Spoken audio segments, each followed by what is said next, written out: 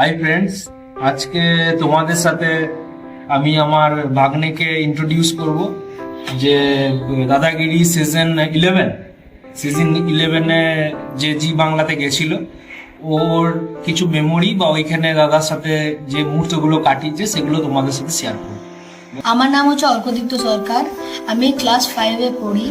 আর আমার আমার ঘর সিউড়ি, আমার মামার বাড়ি চিনপাই। আমি কেই গার্মেন্টস স্কুলে পড়ি। আমি আজকে দাদাগিরির ব্যাপারে কটা জিনিস শেয়ার করব আপনাদের সাথে। প্রথম থেকে জিনিসগুলো বল। ফার্স্টে কি হলো, মানে তোরাই কি দাদাগিরির কোনো ইয়েতে গেছিলি না ওরা এসেছিল? ওরা এসছিল নিয়ে আমাদেরকে কজনকে সিলেক্ট জোরে করেছে। বলে। ওরা এসছিল নিয়ে আমাদেরকে কজনকে সিলেক্ট করেছে। কিভাবে সিলেক্ট করলো? মানে ওরা ইন্ডিভিজুয়াল করে কজনকে সিলেক্ট করলো, যে যাদের মানে ওদের পছন্দ হলো তাদেরকে ওরা সিলেক্ট করলো। আচ্ছা, মানে তোদের স্কুলে কয়জন স্টুডেন্ট আছে মোটামুটি? আমাদের স্কুলে মোটামুটি আচ্ছা 800 কত স্টুডেন্ট। 800। তার মধ্যে কতজনকে সিলেক্ট করেছিল? না, তার মধ্যে মানে অনেক সময় ও সবগুলো ক্লাসে হয় না। শুধু আমি যখন করেছিলাম তখন ক্লাস ছিল ক্লাস 1 থেকে ক্লাস 5 পর্যন্ত।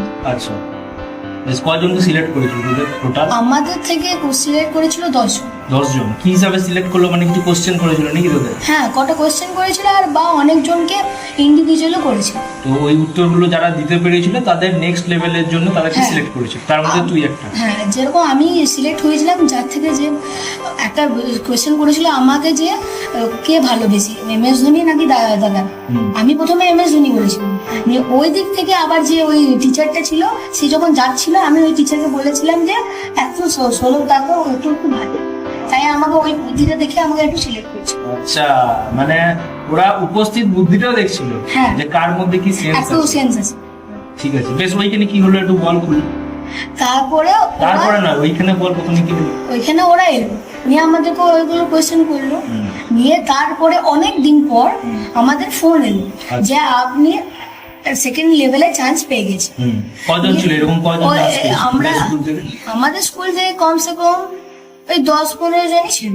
ছিল? হ্যাঁ, তোরা কোথায় গেলি? কলকাতা? এখানে আমাকে কটা যোগা দেখাতে হয়েছিল। দেখেছিলি? হ্যাঁ, দেখেছি।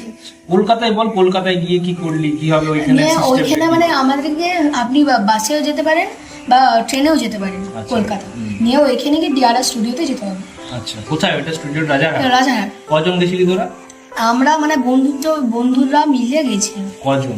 মানে ওই 4-5 জন মিলে। আচ্ছা, নিয়ে যারা সিলেক্ট হয়েছিল ওইখানে গিয়ে তোমরা অডিশন দেবে, নিয়ে রাত্রেবেলায় থাকতেও পারো নিজের কোনো রিলেটিভ হাউসে, বা রাত্রেবেলায় ট্রেনে ঘরে চলে আসতে পারো।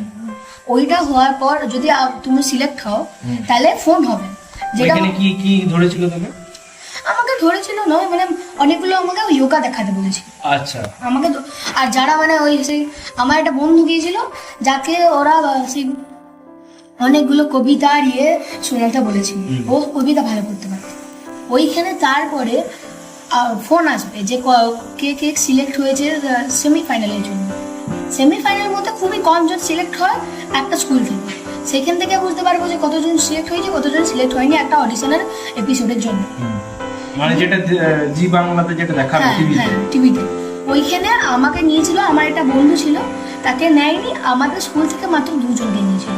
আমার থেকে একজন ছোট ছিল আর একজন আমি ছিল। মানে জি বাংলা দাদাগিরি সেটে তোরা 2 জন ছিল? হ্যাঁ, মাত্র 2 জন ছিল। আচ্ছা, দিয়ে তুই কি জিতেছিলি? না, আমি রানার আপ হয়েছি। আচ্ছা, বীরভূমের হইতে ছিলি তো? হ্যাঁ, বীরভূমে পেয়েছি। আর ওই যে তোর আরেকটা বন্ধু ছিল, ও কোথায়? 24 পরগনা থেকে পেয়েছি। দাদার সাথে মানে কি কথা বা কি হয়েছিল একটু বল সমস্যা। মানে দাদার সাথে যেরকম দাদা খুবই ভালো, আর আমাদেরকে দাদা বলছিল যে অনেক করছিল, ভালোবাসছিল। সাথে সাথে দাদা আমাদেরকে অনেকগুলো কোয়েশ্চেন বললো, যেরকম আমাকে একটা কোয়েশ্চেন বলেছিল যার মধ্যে অনেকগুলো ক্রিকেটের ব্যাপারে শর্ট বলেছিল। কভার ড্রাইভ, এটা হচ্ছিল কভার ড্রাইভ লেভেলের মধ্যে। ওর মধ্যে জিজ্ঞেস করেছিল এটা কি শর্ট, কভার ড্রাইভ, ফুল শর্ট, ওইসব শর্ট জিজ্ঞাসা করছিল। ওগুলো বলেছিলি সব? হ্যাঁ। আচ্ছা, তারপরে এর মাঝে কি মানে এখানে যে ধর যে জিনিসটা হয় আমরা তো টিভি থেকে দেখি, তো অরিজিনাল মানে ওইখানে সেটের পর্দায় কি হয়? সেটের মধ্যে তো 1 ঘন্টার মধ্যে হয়ে যায়, কিন্তু লাইভ তো হয় না যে একদম? না, লাইভ একদম লাইভ কাট হয় সব কাট লাইভ কোনোদিনই হয় না। কিন্তু যা হচ্ছে যে ওটা 1 ঘন্টা দেখিয়ে লাগে, শুধু আমাদেরকে কাট করে দেয়, আর ওটা আসলে লাগে 5 ঘন্টা। 5 ঘন্টা? হ্যাঁ, আর অনেক কম বসতে দেয়, যখন ব্রেক হয় তখন বসতে পারি, আর না হলে বাকি সব সময় দাঁড়িয়ে রাখতে হয়। দাঁড়িয়ে থেকেই মানে হ্যাঁ। বলতে হয় জিনিসটা। আর যেখানে ওটা হয় সেটা একদম সেন্ট্রাল এসি বটে। আচ্ছা, আর সামনে কি কোনো দর্শক বসে থাকে? হ্যাঁ, অনেক সময় মানে বাবা মারা সামনে থাকে সিটের সামনে, আর অডিটোরিয়ামের সামনে বাবা মারা থাকে, আর নিচে অনেকগুলো দর্শকরা থাকে, অডিয়েন্স। তোর সাথে কে কে গেছিল? আমার বাবা মা, আর কলকাতাতে আমার একটা ঠাম্মা। আচ্ছা, ও গেছিল। আচ্ছা, ওরা মানে গার্জেনরাও কি দাদার সাথে কথা বলতে দেয়? হ্যাঁ, যদি দাদা জিজ্ঞাসা করে যে তোমার বাবা মা কোথায়, তখন গার্জেনরা দাদার সাথে কথা বলতে পারে। তোকে জিজ্ঞেস করেছিল? হ্যাঁ, আমাকেও জিজ্ঞেস করেছিল। দিয়ে তুই ইন্ট্রোডিউস করলি? হ্যাঁ। যে কথা বললো? হ্যাঁ, কথা বলেছিল। আচ্ছা, তো তোকে কিছু মানে এক্সট্রা কিছু বলেছিল নাকি দাদা, মানে ভালো লেগে বা কিছু, মানে এমনি থেকে মানে দাদাগিরির যে ব্যাপারটা সেটা নয়, এমনি কিছু বলেছিল? না, দাদা বলেনি, কিন্তু যারা মেম্বার ছিল তারা একটু মজা করার জন্য আমার সাথে একটা জিনিস বলেছিল যে তোমার কোনো যদি গার্লফ্রেন্ড থাকে তার নামটা বলতে হবে। বলেছি কি তুই? হ্যাঁ, আমার গার্লফ্রেন্ড ছিল না, কিন্তু আমি বন্ধুর নাম, বান্ধবীর নাম বলেছি। আচ্ছা, আচ্ছা। আর কি প্রাইজ পেয়েছিলি জানা বলে? রান্নার হয়ে অনেকগুলো খাবার জিনিসও ছিল, সাথে সাথে একটা দাদার সাইন করা ব্যাটও ছিল। ব্যাট দিয়েছিল? হ্যাঁ, একটা সাইন করা ভালো ব্যাট। ব্যাট খেলার মতো? না, ওটা মানে ছোট সেই একটা এর মতন রাখার। আচ্ছা, মানে এমনি গিফট টাইপের, অটোগ্রাফটা থাকবে? অটোগ্রাফটা থাকবে। আচ্ছা, কোনো জার্সি টার্সি? না, জার্সি টার্সি দেয়নি, কিন্তু একটা প্রাইজ দিয়েছিল, কিন্তু ওর মধ্যে থেকে অনেক পার্সেন্টই ডোনেট করার জন্য, ডোনেট করে, আর বাকিটা রাখা। আচ্ছা, আর বীরভূম ডিস্ট্রিক্টের তরফ থেকে কিছু পেয়েছিলি? যেহেতু বীরভূম ডিস্ট্রিক্ট। না, আমাদের বীরভূম ডিস্ট্রিক্ট থেকে পাইনি, কিন্তু স্কুল থেকে পেয়েছি। স্কুল থেকে দিয়েছিল? স্কুল থেকে প্রাইজ দিয়েছে। তো নেক্সট আবার দাদাগিরিতে কেউ যদি দর্শক বন্ধু তোর মতো জুনিয়র যদি কেউ দেখছে, তো সেও যদি ভাবছে যে দাদাগিরিতে সিজনে যাবে পরের সিজনে, তো সে কিভাবে যেতে পারবে?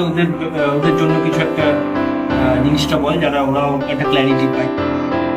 ওদের জন্য প্রথম অনেক দুটো ইজি পদ্ধতি আছে, আর একটা হার্ড পদ্ধতি আছে। শেয়ার করে। প্রথম ইজি পদ্ধতি বলছি আমি। প্রথমে অনেকগুলো স্কুলে যেতে হবে, নিয়ে অডিশন দিতে হবে। আরেকটা আচ্ছা, মানে নিজের স্কুলে যায়, দাদাগিরির যে স্কোয়াড আছে ওরা গিয়ে স্কুলে অডিশন দেয়। আচ্ছা, ওইটা একটা প্রসিডিউর। আর আরেকটা হচ্ছে যে অনেকবার অন্য স্কুলে থাকে, নিয়ে বাইরের ইয়েরাই যেতে পারে, বাইরের অন্য স্কুলের ছেলেরা, ছোট ছেলেরা নিয়ে যেতে পারে, নিয়ে ওখানে অডিশন দিতে পারে। যে কেউ গিয়ে অডিশন দিতে পারে বাইরে কোনো গিয়ে, ওইখানে সিলেকশন হয়ে তারপরে জি বাংলা যেখানে টিভিতে দেখায় সেটা। আর সবচেয়ে মুশকিল পদ্ধতি হচ্ছে ওখানে গিয়ে ডিআরএস স্টুডিওতে গিয়ে ওইখানে ইয়ে হয়। আচ্ছা, আর তুই যেটা বলছিলি যে একটা নিয়ম, এটা আমরা অনেকেই জানতাম না, যে দাদাগিরি নাকি একটা সিজনে কেউ যদি সিলেক্ট হয়ে যায় তো পরে আর দাদাগিরিতে চান্স পায় না। আর সে চান্স পায় না, সে সত্যিকারই কোনোদিনও নেবে না। কারণ এইটা আমি জানতে পেরেছিলাম, আমার ওদেরই একটা মেম্বার, হ্যাঁ ওদেরই একজন মেম্বার আমাদেরকে বলেছিল যে আর কোনোদিনও যদি একবার করে নিস তাহলে আর কোনোদিনও চান্স পাবে না। আচ্ছা, মানে সে যদি এলিজিবল হয় সেও তাও চান্স না, চান্স পাবে না, যেহেতু ওদের মানে ওদের ওইটা কিছু রুলস অনেক সময় রেগুলেশন না, কিন্তু ছোটর মধ্যে হবে না, অনেক সময় বড়রা যখন থাকে তাদের মধ্যে হতে পারে। ঠিক আছে দর্শক বন্ধু, এই আমার ছোট ভাগ্নে যে অনেকদিন ধরে আমাকে বলছিল যে একটা পডকাস্ট টাইপের করবো, তো আজকে আমরা চেষ্টা করেছি একটা পডকাস্ট টাইপের করার। তো তোমাদের যদি কিছু দাদাগিরি রিলেটেড যদি কিছু কোশ্চেন থাকে তো আমাকে করতে পারো, আমি ওকে জিজ্ঞেস করে তোমাদেরকে উত্তর আমি ঠিক দিব। থ্যাংক ইউ, ভালো থাকো।